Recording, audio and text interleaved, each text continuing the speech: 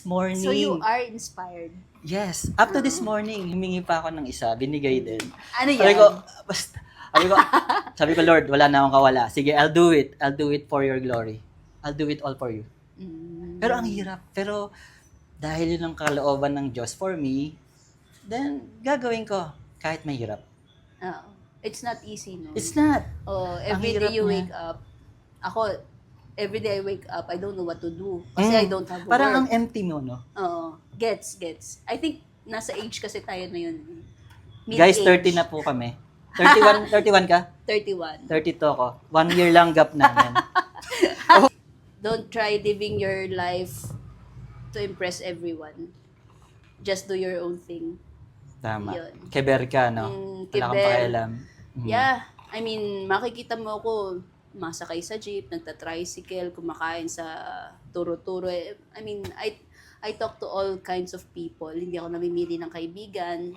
Ako rin may paniniwala sa ganyan. If you love yourself, ang una mong gawin, wala kang pakialam sa sasabihin ng iba. Yeah. Yun. Yun But yung of course, measurement correct. for me. And everything you do, syempre, wag ka lang mananakit. Correct. Bukod doon, tumulong tayo sa ating kapwa. Yun talaga, ultimately. Yes. Okay. May Basta ganun.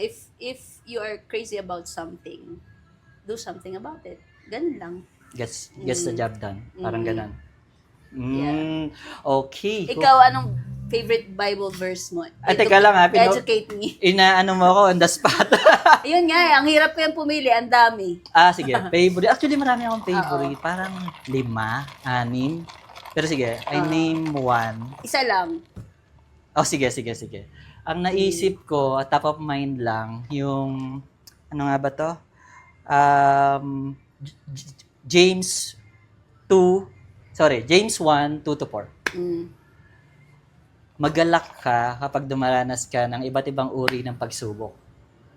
Dapat mong malaman na ang iba't ibang uri ng pagsubok ay nagpapatatag sa iyong faith. Okay. Dapat kang maging matatag hanggang sa wakas para ikaw ay maging complete at ganap. Ganon. Parang for me, yung I look up a problem as parang ito yung parang magiging opportunity to learn.